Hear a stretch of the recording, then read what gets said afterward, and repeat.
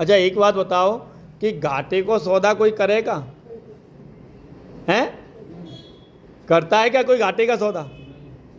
जब हम तुच्छ प्राणी होकर के इतना घाटे का सौदा नहीं करते तो ये तो देवता हैं, और घाटे को सौदा देवता तो कबू कर ही ना सकें।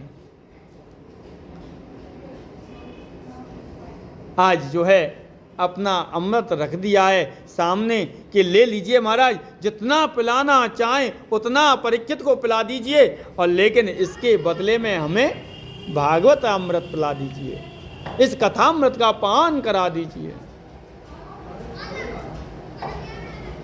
आज सुखदेव जी महाराज बड़े हंस रहे हैं, और सुखदेव जी महाराज हंसते हुए कह रहे हैं कि अरे देवताओं, अरे देवताओं, अरे पाखंडी हो,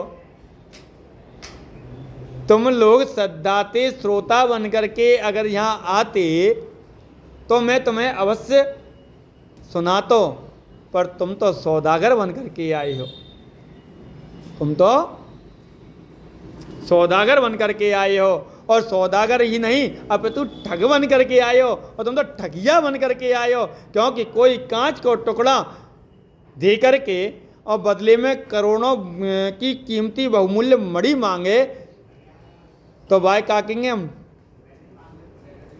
क्या कहेंगे? ठगिया ही तो कहेंगे। लेकिन यहाँ तो ठगिया ना है, तुम तो सरासर ठगिया बन के आए हो, तुम तो सरासर ठगिया बन करके आए हो। कहाँ कांच का टुकड़ा और कहाँ लाखों की मणि। अरे देवताओं, तुम्हारो अमृत कांच है और मेरो कथामृत करोड़ों की मणि है। विनिमय बराबर की वस्तुओं से होती है, आदान प्रदान बराबर की वस्तुओं से होता है, सौदेबाजी बराबर की वस्तुओं से होती है, पर कांच और मणि की तो कोई बराबरी है ही नहीं। इसलिए तुम जो है महान ठग हो।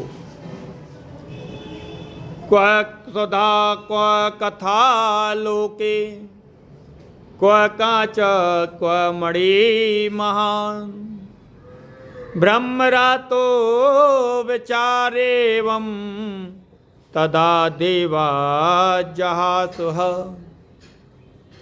अभक्ताश्च विज्ञाय न ददौ शै कथामृतं, श्रीमद्भागवती वार्ता सुराणामपि दुर्लभ। सूत जी महाराज कहने लगे कि अरे हे ऋषियों, यह देव दुर्लभ कथामृत है, क्योंकि देवताओं को सुखदेव जी ने डांट करके भगा दियो है कि अरे ठगियाओ, यहाँ से जा रहे हो कि ना जा रहे?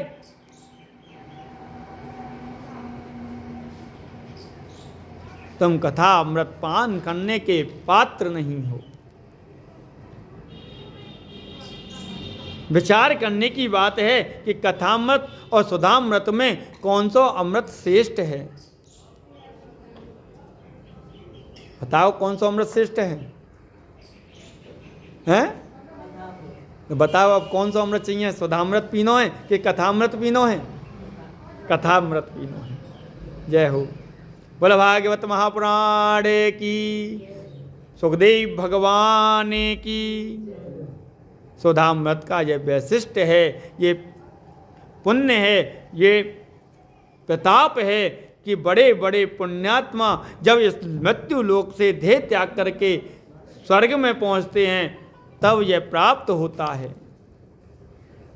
इसके विरुद्ध कथामृत जो है, इसकी क्या विशेषता है? कि इसकी विशेषता है कि कथामृत के लिए कोई पुण्यात्मा हो या दुष्टात्मा हो या पतित आत्मा हो या पापात्मा हो, कोई भी हो, कैसा भी हो, यह अमृत सबको पिलाया जाता है। यह अमृत सभी को पिलाया जाता है, इसमें कभी पंक्ति भेद नहीं किया जाता, और सबके लिए सुलभ भी है। तो पहली विशेषता तो यह सिद्ध होती है कि स्वर्ग का सुधामृत पक्षपाती है, भेदवादी है और भेदभाव करता है। लेकिन हरि कथामृत निष्पक्ष है, जो आवे वो ही पी ले, सबको प्राप्त होता है, अतः अभेदवादी है। और दूसरी विशेषता क्या है कि स्वर्ग को अमृत पीने वाले देवताओं को धीरे धीरे सुकृत क्षीण होते चले जाते हैं। उनके जो पुण्य हैं वो धीरे धीरे क्षीण होते चले जाते हैं, कम होते चले जाते हैं, और पुण्य समाप्त होते ही वह क्या होता है, फिर धीरे से पुनः जो है इस धरातल पर जन्म ले लेते हैं, उस धरातल पर गिर पड़ते हैं। क्षीणे पुण्य मृत्यु लोकम बसंती,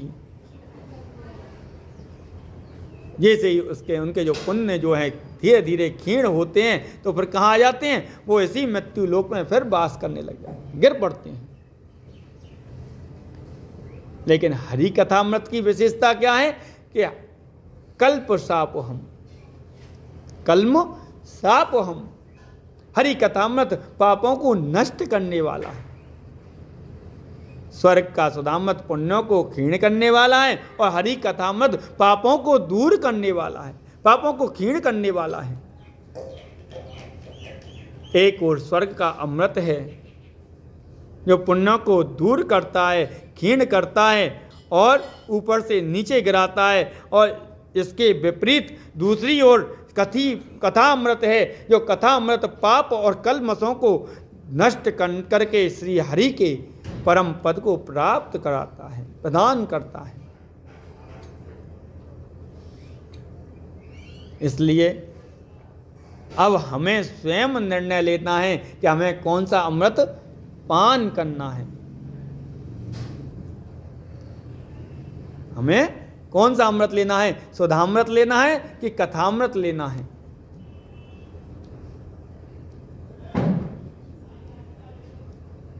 स्वर्ग का सुधामृत दीर्घ जीवी बनाता है, स्वर्ग का सुधामृत जो है वो हमें दीर्घ जीवी बनाता है और हरि कथामृत दिव्य जीवी बनाता है। स्वर्ग का सुधामृत अमर तत्व को प्रदान करता है और हरि कथामृत अभय तत्व को प्रदान करता है। सुखदेव जी महाराज ने अच्छे से तोल करके निर्णय लिया है कि हर दृष्टि से हरि कथामृत जो है ही जो है वो दिव्य है। जहाँ पर विष्णु रात परीक्षित जैसे श्रोता हों और ब्रह्मरात सुखदेव जी जैसे वक्ता हों, तो ऐसे श्रोता और वक्ता को कोई छल सकता है क्या? नहीं छल सकता। परीक्षित कोई साधारण श्रोता नहीं है, जिन्होंने माता के गर्भ में ही अश्वत्थामा के ब्रह्मास्त्र को से बचने के लिए परमात्मा ने स्वयं इन्हें दर्शन दिया हो, ऐसे परीक्षित जी महाराज पर जो है गर्भ में जाकर के मेरे प्रभु ने कृपा की है। वैसे ही सुखदेव जी महाराज को भी माता के गर्भ में भगवान ने स्वयं आकर के उन्हें आशीर्वाद प्रदान किया है। तब माँ के गर्भ में 12 साल बाद सुखदेव जी महाराज जो है माँ के गर्भ से बाहर आए हैं।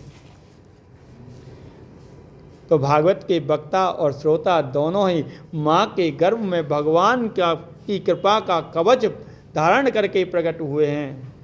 बोलो परीक्षित जी महाराज की जय, सुखदेव भगवान की। ऐसे संसार में इनको छलने वाला ठगने वाला कोई हो सकता है? नहीं हो सकता। सुखदेव जी महाराज ने हरि कथामृत के परम रसिक हैं और उन्होंने इसलिए देवताओं को डांट करके भगा दिया है। अब तो महाराज देवता लोग लौट करके आए और ब्रह्मा जी से शिकायत करी कि देखिए महाराज, हम देवता होकर भी हरि कथामृत पाने से वंचित हो गए हैं। और मानवों को सुखदेव जी ने इसका अधिकार दिया है। महाराज, हम जानना चाहें कि इस कथामृत में ऐसी क्या विशेषता है? ब्रह्मा जी ने कहा कि देखो, पहले ये तो देखो कि परीक्षित को कथा सुनने के बाद क्या परिणाम मिलता है, इसकी मृत्यु निश्चित है या नहीं है। 7 दिन के लिए आप थोड़ा वेट करो, इंतजार करो। तो 7 दिन के बाद में कथामृत पान करने वाले परीक्षित को जब परम पद को प्राप्त करते हुए देखो तो ब्रह्मा जी भी आश्चर्यचकित हो गए। ब्रह्मा जी भी आश्चर्यचकित हो गए और कहने लगे कि राज्ञो मोक्षम तथा वीक्ष्य पुराधातापि विस्मृता सत्यलोके तुलां बद्ध्वा तोलयत् साधनांजय। राज्ञो मोक्षम तथा वीक्ष्य, जैसे ही राजा का मोक्ष हुआ तो ब्रह्मा जी महाराज भी जो है, परीक्षित का जैसे ही मोक्ष हुआ तो ब्रह्मा जी महाराज भी आश्चर्यचकित हो गए और कहने लगे, अरे देवताओ सुनो, एक तराजू लेकर के आओ, एक तराजू लेकर के आओ। और तराजू पर तोल करके देखा कि आखिरी में भागवत की विशेषता है क्या।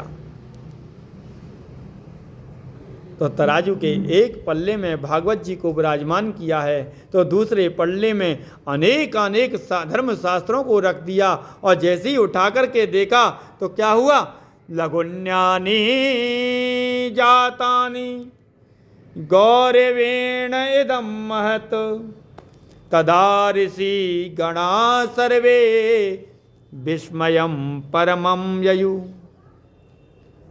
अब तो महाराज सभी देवता और महात्मा महान आश्चर्यचकित हो गए हैं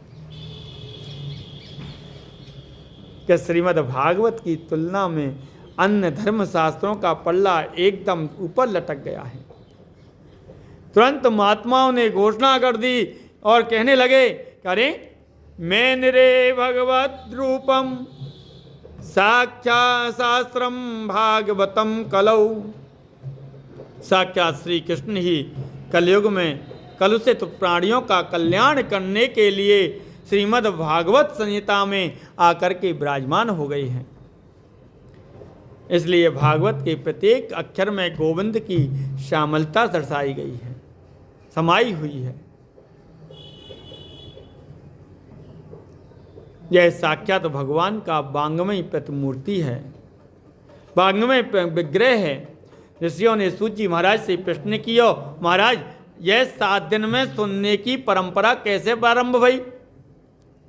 तो सूत जी महाराज कहने लगे कि देखो, सनक, सनंदन, सनातन और सनत कुमार, सनद, सनंदन, सनातन और सनत कुमार, ये चारों ऋषि जो हैं, चारों भैया ने देवऋषि नारद जी को सुनायो और यह सप्ताह की परंपरा प्रारंभ की। और सौनकादि जी ने पूछने लगे कि महाराज नारद जी महाराज तो 2 घड़ी से ज़्यादा कहूँ रुके ना आए, कहीं टिके ना आए, तो ऐसे में उन अस्थिर नारद जी ने 7 दिन बैठ कर के भागवत कथा को कैसे श्रवण करो। और चलो उन्हें श्रवण करो भी तो उन्हें कहाँ पे श्रवण करो, कहाँ सुना, और श्रवण करो तो क्यों करो ये तो बताओ। ऐसे ही कृपया करके आप हमें बताएं। ऐसे ही सत्यनारायण भगवान की जब कथा हो गए तो वहाँ पे भी नारद जी महाराज ही गए और नारद जी महाराज ने भी सबसे पहले भगवान से पूछी कि महाराज मृत्यु लोके जना सर्वे नाना क्लीन समन्विता, मृत्यु लोक में सभी लोग बड़े दुखी हैं, आप कोई छोटा सा उपाय बताओ। तो भगवान कहने लगे कि मैं तुम्हारे श्रेष्ठ प्रेम के कारण तुमको बता रहा हूँ। तो भगवान नारद जी महाराज फिर भगवान से कहने लगे कि देखो महाराज या चीज से कोई संतुष्ट नहीं होएगो। बोले क्यों, किम फलम किम विधानम च कितेव कई नीव तद्वितम। अरे यहाँ भले कब लेनो चाहिए, कैसे करना चाहिए, कौन कौन ने सुनो, कौन कौन ने ना करो, या विधान है पूरी ढंग से बताओ, ऐसे ना काम चलेगो। तो यहाँ पे भी भगवान ने यही कहा है। सूत जी महाराज से सभी ऋषियाँ कह रहे हैं कि महाराज इसे कब सुनना चाहिए, कैसे सुनना चाहिए। भागवत जी हैं क्या?